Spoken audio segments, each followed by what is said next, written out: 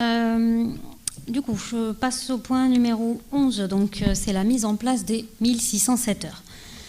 Donc, j'imagine que vous avez tous entendu parler de cette loi du 6 août 2019, dite de la transformation de la fonction publique, qui souhaite harmoniser le temps de travail de l'ensemble des agents de la fonction territoriale, en supprimant tous les régimes dérogatoires qui pouvaient exister.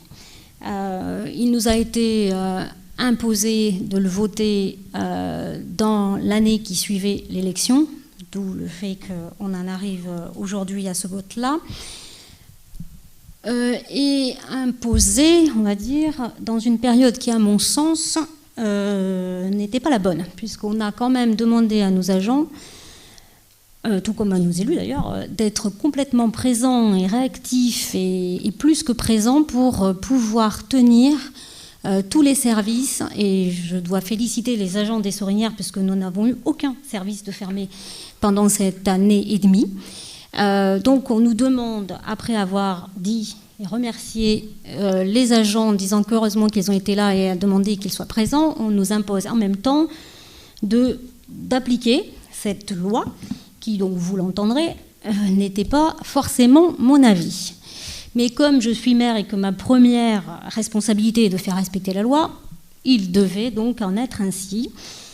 Donc nous avons travaillé d'abord la direction avec les représentants du personnel, les élus, de nombreuses fois avec nos représentants du personnel, pour finalement aboutir à cette délibération que je voulais vous demander d'adopter, qui en fait, alors je vais reprendre un petit peu le calcul, je vais pas revenir. En fait, l'idée des 1607 heures, c'est, vous avez le calcul du calcul réglementaire, donc jour de l'année 365, repos hebdomadaire 104, jours fériés 8, jours de congé annuel 25, jours travaillés donc 228.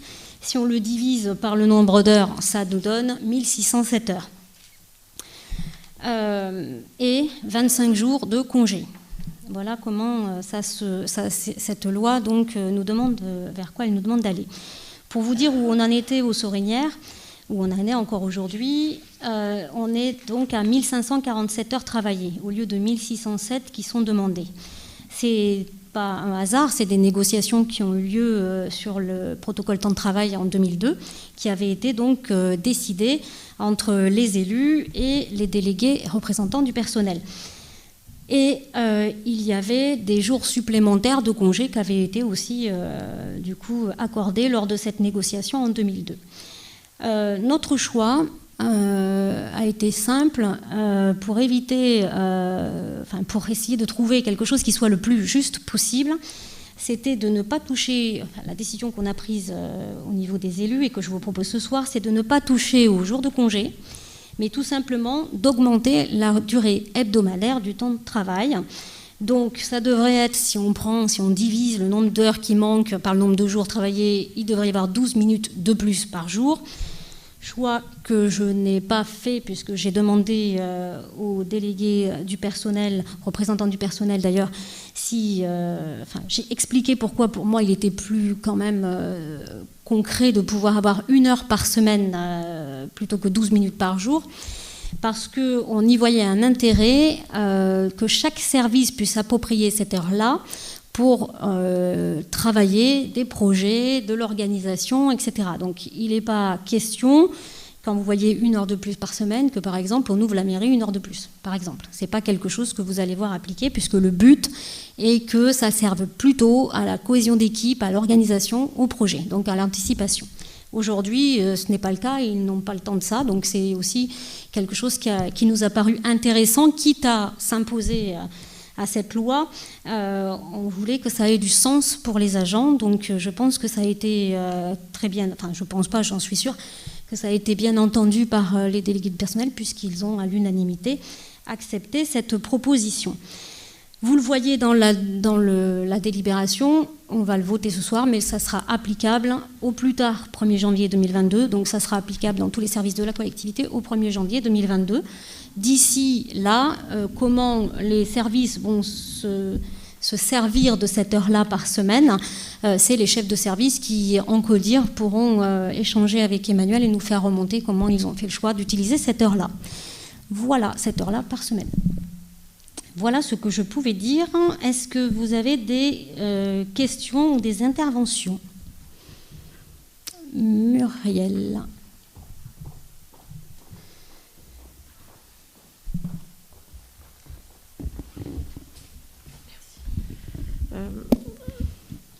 Au regard de ta présentation et en t'écoutant, effectivement, le choix n'a pas été d'augmenter diminuer la durée, mais dans diminuer 1 heure par semaine. Voilà, c'est ça. Oui. Après, on pourrait très bien dire ce que tu disais, que concernant le service au public, on pourrait très bien aussi envisager, ça pourrait être réinterrogé aussi.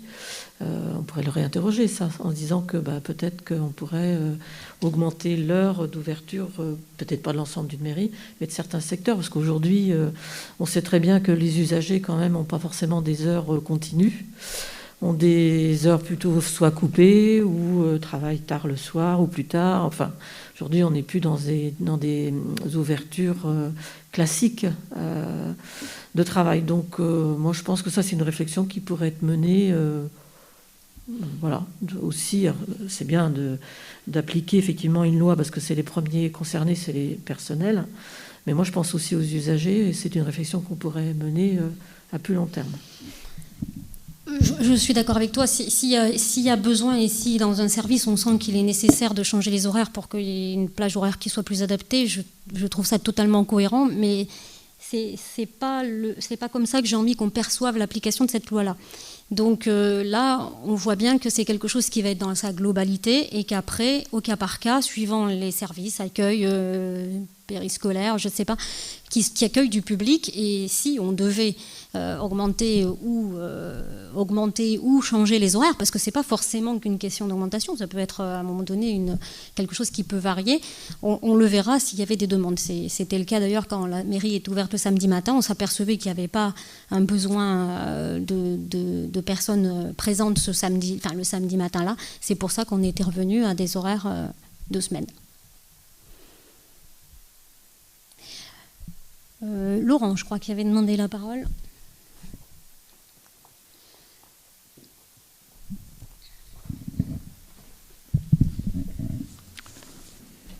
Bonsoir.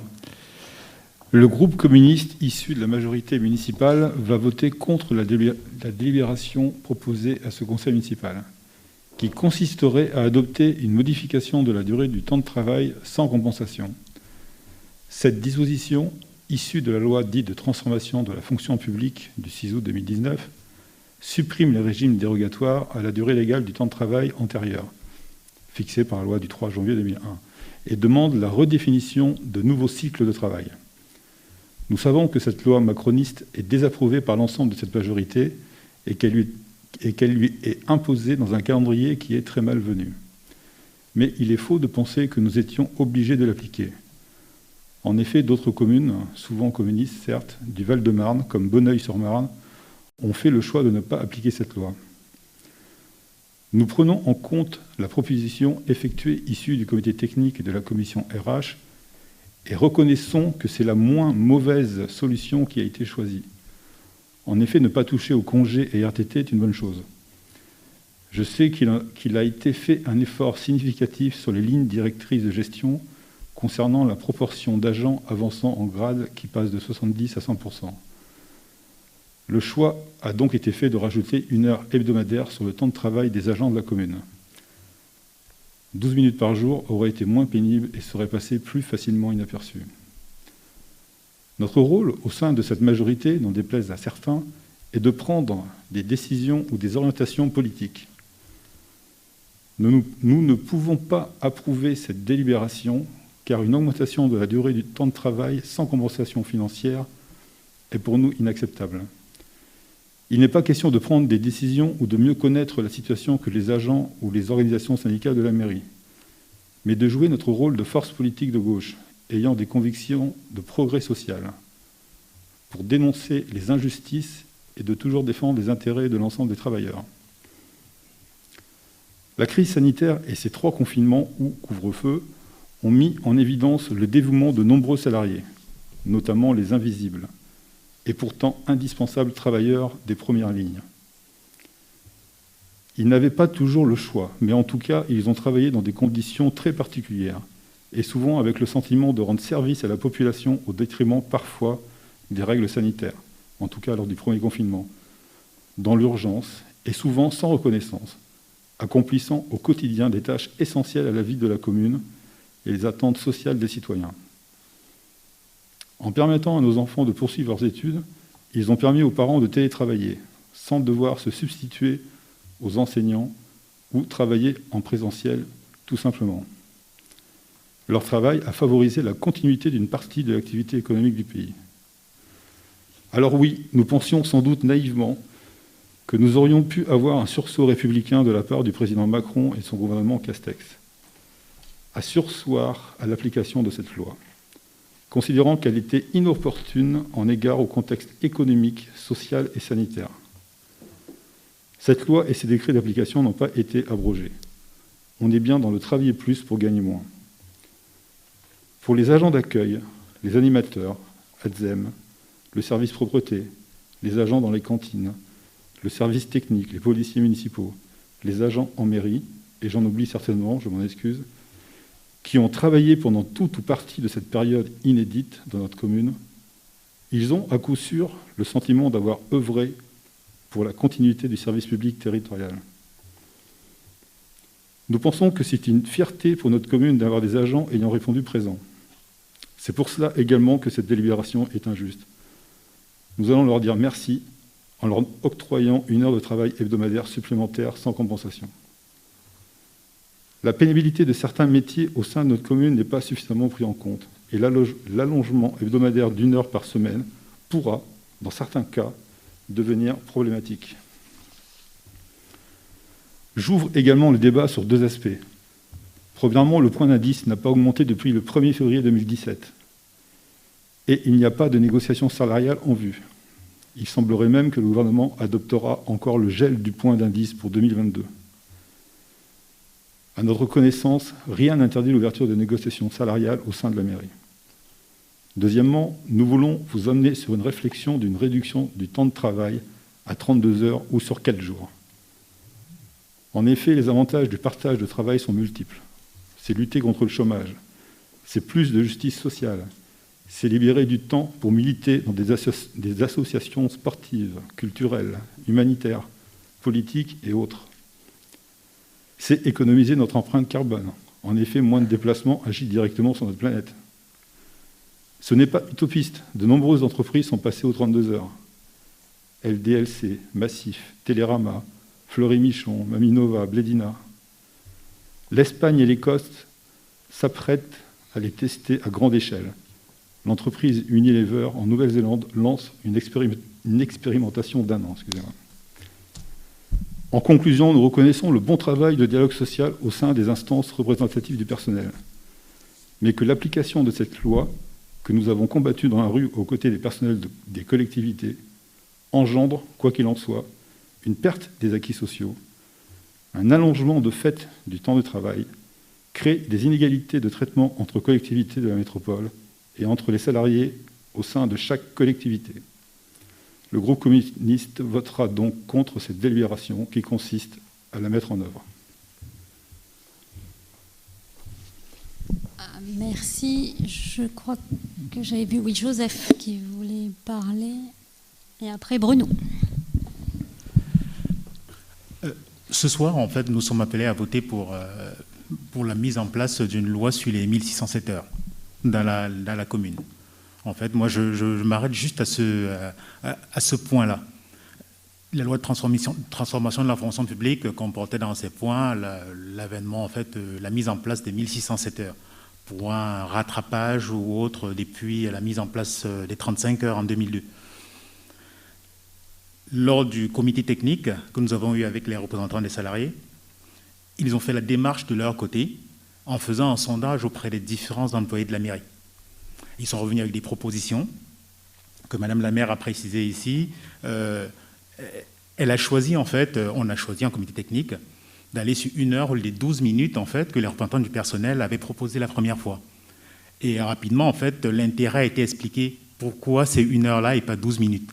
La négociation s'est passée très agréablement, et ça nous surprenait aussi parce qu'on croyait qu'on allait avoir plusieurs comités techniques à ce sujet-là. Mais tout le monde était satisfait au sorti de cette réunion. Donc aujourd'hui, je me prononce sur ce point-là. On avait une négociation à mettre en place avant le 1er janvier 2022, une application 1er janvier 2022. Et aujourd'hui, je vote pour, parce que je respecte la loi, je veux juste respecter cette loi-là et respecter les élus du personnel qui ont voté, qui ont accepté ce principe et qui ont négocié et accepté ce principe en comité. Merci Joseph. Bruno. Ouais. Beaucoup de choses ont été dites. Alors, ils vous surprendre, donc je vais faire assez court par rapport à ce qui a été dit précédemment. Oui, je peux le faire, tout à fait. En ce qui me concerne, moi, je vais exprimer une position médiane qui va se traduire par une abstention, que je vais justifier. Abstention parce que, d'un côté, je partage l'orientation qui a été portée par notre majorité municipale dans le cadre de l'application de cette loi. Notamment, Christelle l'a dit, sur le principe de ne pas porter atteinte au droit à congé ou à récupération des agents. Et donc ça, je pense que c'était déterminant, c'était une inquiétude forte des agents.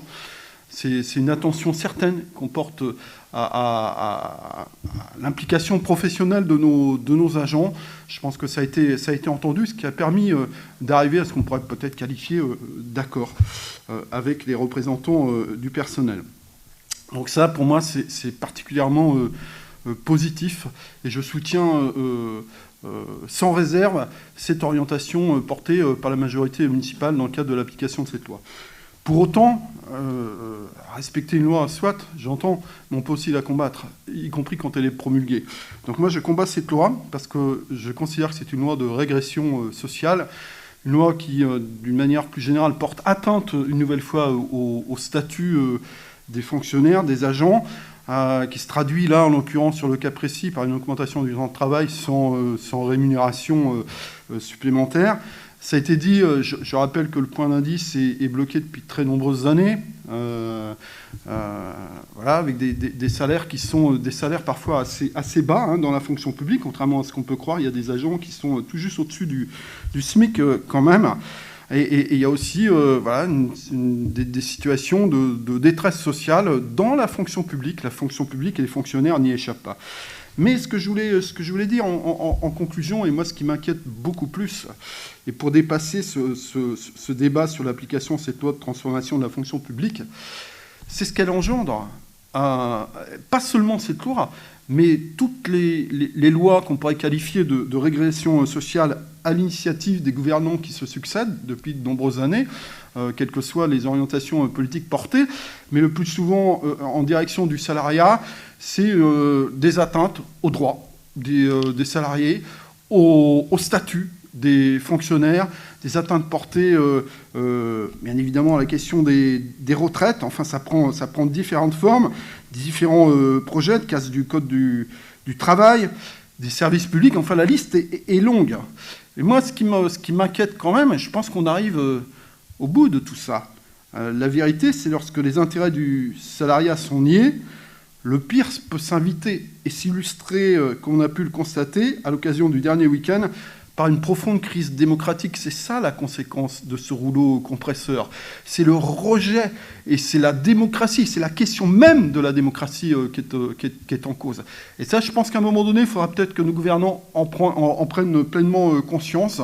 Depuis de nombreuses années, enfin moi je vois pas, j'ai pas souvenir depuis, allez, on va dire depuis 40 ans, 45 ans d'avancée sociale.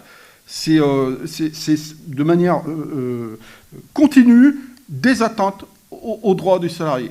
Et au bout d'un moment, eh bien, on est confronté à une crise, et une crise profonde de la démocratie. C'est ça la réalité des choses. David.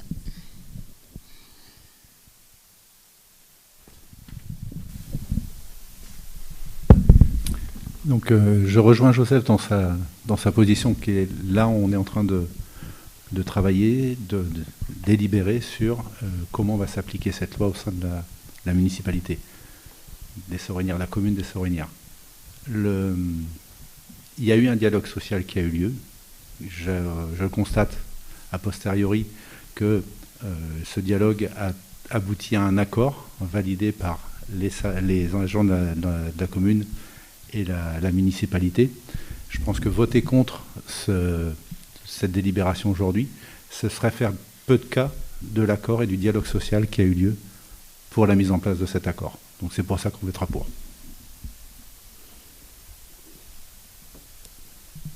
Muriel. Merci.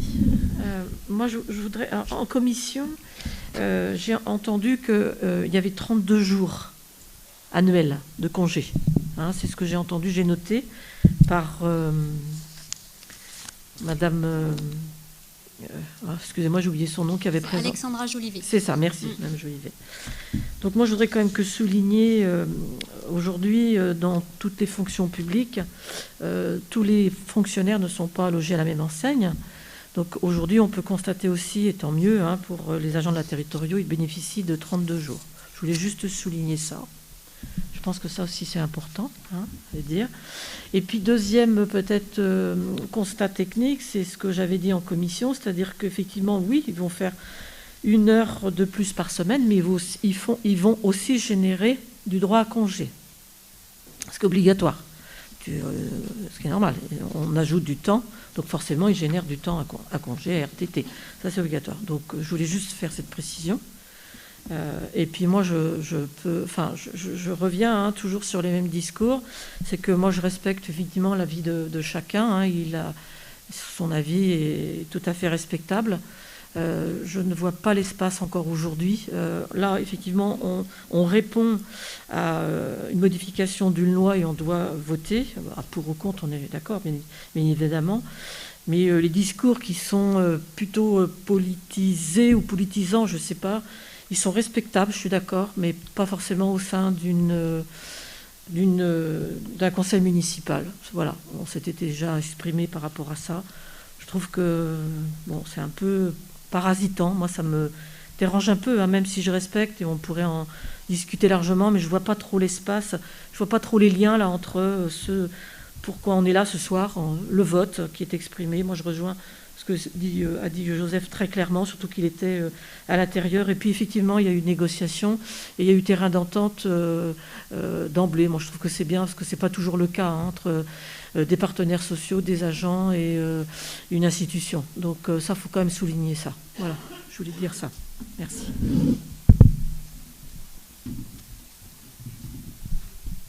Alors, Tanguy, Kermorgan et Pierre-Marie, après.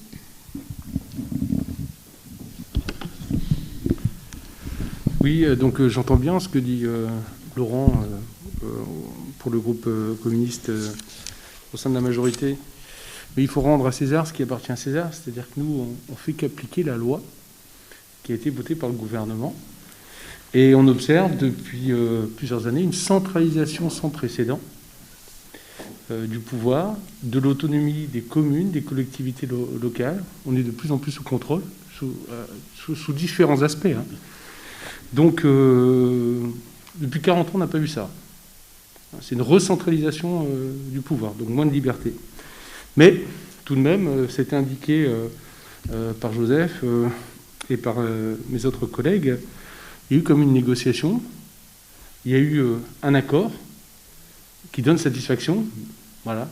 Donc, moi, je suis favorable à cet accord hein, entre les représentants de la commune, entre la commune et puis les personnels et leurs représentants. Donc moi, je voterai, comme je pense la grande majorité du groupe majoritaire, favorablement à cette proposition. Mais nous ne faisons qu'appliquer la loi qui nous est imposée.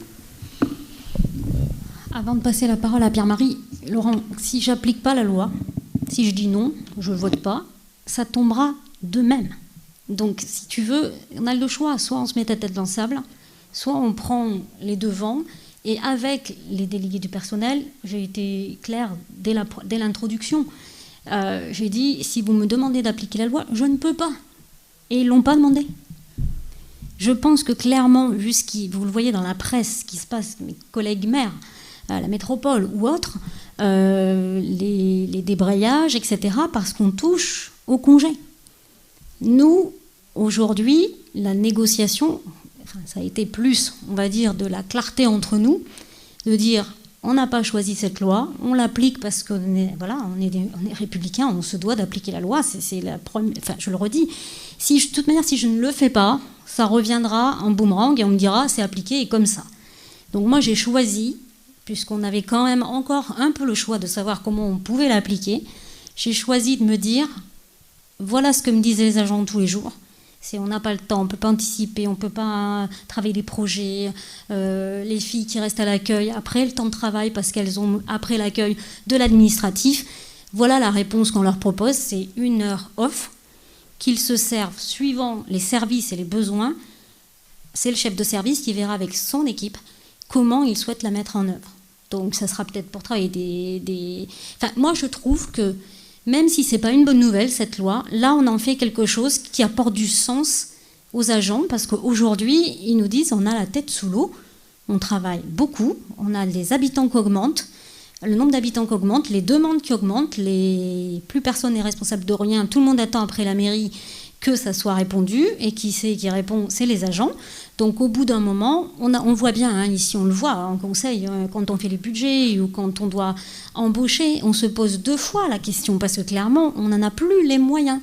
Donc on est, comme le dit Tanguy, surveillé, on nous impose des choses.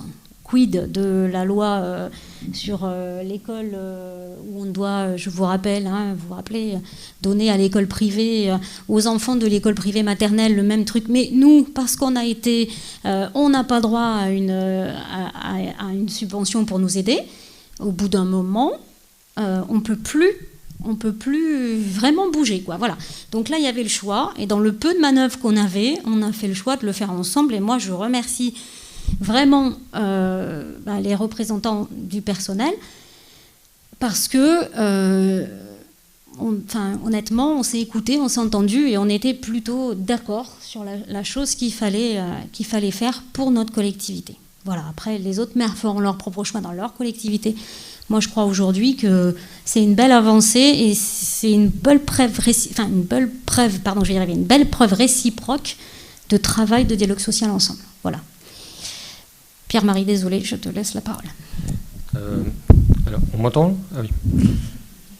Moi, je voulais partager l'avis du Parti communiste à 100%.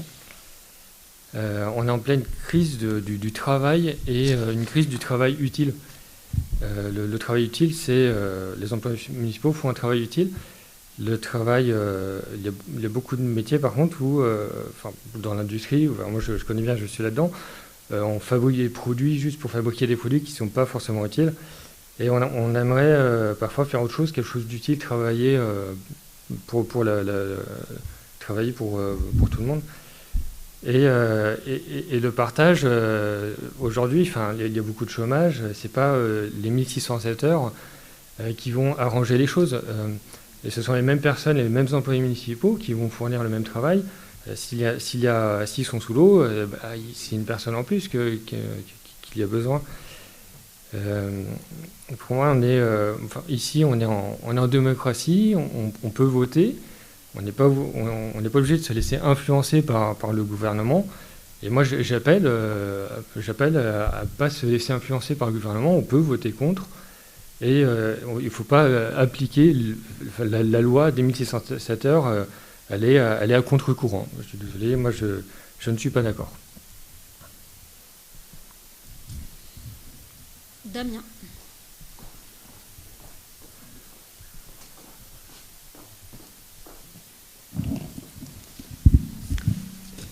Bonsoir. Non, j'avais pas prévu de prendre la parole, mais là ça me fout hors de moi, quoi. Le travail utile. Non mais il faut arrêter, quoi. Attends, c'est comme si dans une usine, le travail n'était pas utile. Quel respect on a pour les gens qui sont pas dans le domaine public dans ces cas-là. Faut arrêter, hein. Merci. Je pense, je ne vais pas répondre pour Pierre-Marie, mais je pense que ce qu'il voulait dire, c'est parler du service public. Il y a quelque chose qui est direct. C'est ça qu'il voulait dire. Oui. Mais tout travail est utile. Je pense que tu es d'accord avec ça. Jean-Claude. Oui, je ne vais pas Je ne vais pas rajouter sur le débat parce que je pense qu'on a nos opinions, chacun qui sont respectables les unes les autres. Je voulais simplement revenir sur la façon dont on a travaillé en comité technique. On a fait quand même 4 réunions. Chacun a pu s'exprimer dès le début sur s'il était pour, s'il était contre. Madame la maire a fait part de son opinion et les représentants du personnel ont fait la même chose. On n'a pas mis les mêmes mots, mais la finalité, elle était un peu identique. Si ce n'est que c'est même pas d'un commun accord, c'est que tout le monde a travaillé pour qu'on trouve un moyen d'appliquer cette loi. Ça a été le but des 4 CT qu'on a fait, c'était comment on allait l'appliquer. Les représentants du personnel ont fait un sondage. Ils ont interrogé tous les gens, ils nous ont même fait part des résultats de ce sondage. Et c'est, contrairement à ce qu'on peut penser, c'est pas nous qui avons fait la proposition sur l'application des 1607 heures, ou du moins les modalités. Ce sont eux qui sont venus avec leurs propositions. Et il est vrai qu'elles correspondaient à ce que l'on voulait proposer. À la différence près, c'est qu'ils ont proposé 12 minutes par jour, tout en laissant la porte ouverte, en reconnaissant que 12 minutes par jour, c'était pas forcément terrible à appliquer et ça n'avait pas trop de sens. C'est pas nous qui avons imposé ça, si ce n'est que ça allait dans le sens de ce qu'on souhaitait. Donc, de négo, c'est pas qu'il n'y en a pas eu, mais il y a surtout eu un échange et ça a été dans un esprit on ne peut plus serein. Et croyez-moi, on était tous un tout petit peu, autant eux que nous, parce qu'on n'était pas plus fins qu'eux, un peu sur la défensive pour savoir comment ça allait se passer. Quand ils ont fait leurs propositions et que nous, on a abondé dans leur sens, cette discussion, il y a eu un climat très très serein qui est apparu, et on a pu parler de choses. On n'a pas, ce soir, on vote pas les lignes de gestion, mais il a quand même été fait état tout à l'heure qu'on a abandonné les 70% pour les mettre à 100% sur les promotions. Ben c'est un point. Et ça s'est passé dans ce climat très serein. Et il n'y a pas... ok, on n'est pas d'accord avec cette loi, on a mis les mots qui allaient chacun de notre côté, mais comme on l'a dit, que vous l'avez dit, ce soir, c'est l'application, c'est les modalités, c'est pas la loi. Donc ça fait un consensus, et on le redira peut-être pas assez, on ne l'a pas dit très fort, mais je pense qu'il nous faut aussi, nous, remercier les représentants des agents de la commune des Sorinières, parce que si on est arrivé à ce niveau d'accord, c'est parce qu'ils ont été partie prenante, qu'ils ont travaillé et qu'ils sont venus avec des choses très concrètes. Donc je pense qu'on peut les remercier eux aussi. On n'est pas allé au conflit, mais loin s'en faut. Ils ne le souhaitaient pas, on ne le souhaitait pas, mais ça a été aussi grâce à eux. Donc aujourd'hui, c'est un consensus, tant mieux. On votera en fonction de nos opinions, ça, elles sont tout à fait respectables, mais je pense qu'il faut aussi remettre les choses de la façon dont elles se sont faites, elles se sont passées. Et il n'y a pas eu d'opposition ni d'un bord ni de l'autre. Et voilà. Donc, merci aux agents, merci à leurs représentants, parce qu'il faut le dire, on ne le dit peut-être pas assez, on les a remerciés sur le travail qu'ils ont effectué pendant la pandémie, et ça c'était leur job, comme tout à chacun on l'a fait, mais ils ont aussi fait le boulot pour que ça se passe le mieux possible dans ces négociations qui étaient quand même attendues d'une certaine façon. C'était pas un sujet très simple, on en parlait depuis des mois, et aux Sorinières, si on se compare aux autres communes, croyez-moi, on n'est pas si mauvais que ça. Oui, puis ce qui est intéressant, c'est que là, on parle de la loi du 6 août 2019 sur le biais des 1607 heures, mais il y a d'autres choses qui sont dedans et qui ont permis quand même de remettre à plat, notamment les lignes directrices, de tout ce travail. Donc effectivement, Emmanuel avec Alexandra, donc le directeur des services et la RH, on peut les remercier pour ce travail parce que ça a été quelque chose qui, en plus du Covid, devait être fait, je le redis, devait être voté 1 an après l'élection, on n'avait pas le choix. Donc un vrai travail qui a permis de remettre à plat des choses sur lesquelles il y a eu des avancées pour les agents aussi. Donc je ne vais pas vous faire changer d'avis sur le vote, mais ce que je veux dire par là, c'est que même si à la base, cette loi, on ne l'a pas votée et on ne l'aurait pas choisie, elle permet, à mon sens, de s'être parlé et d'avoir avancé sur des sujets sur lesquels il y avait discussion. Donc voilà. Donc, Laurent, et après je vous propose qu'on passe au vote. Juste 2-3 petites précisions. Alors, sur les lignes directrices, je l'ai noté, parce que je l'ai dit, Effectivement, il y avait une autre attaque possible, et le choix qui a été fait en comité technique est le bon, parce qu'il y a même une amélioration, donc c'est notable.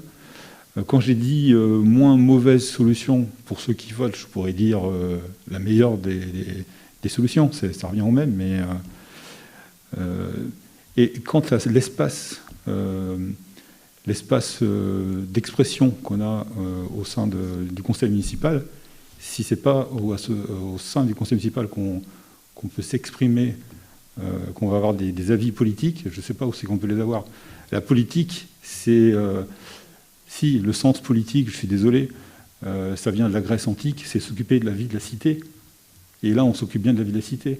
On décrit, suivant la fibre qu'on a, on décrit ce qu'on veut pour la société. C'est ça la politique, c'est pas la politique politicienne.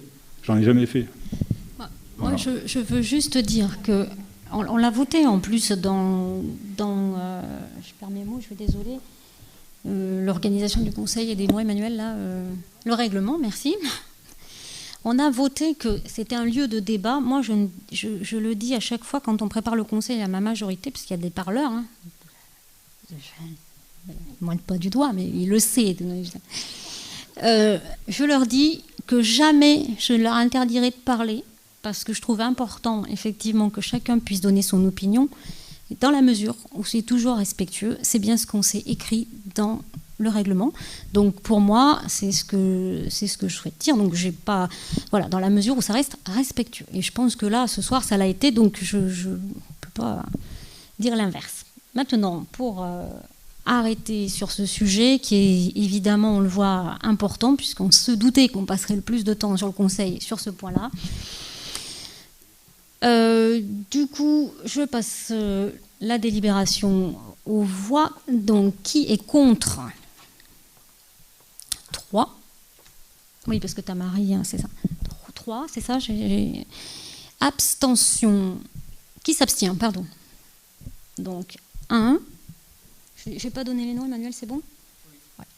Et donc, par conclusion, qui est pour ? Merci.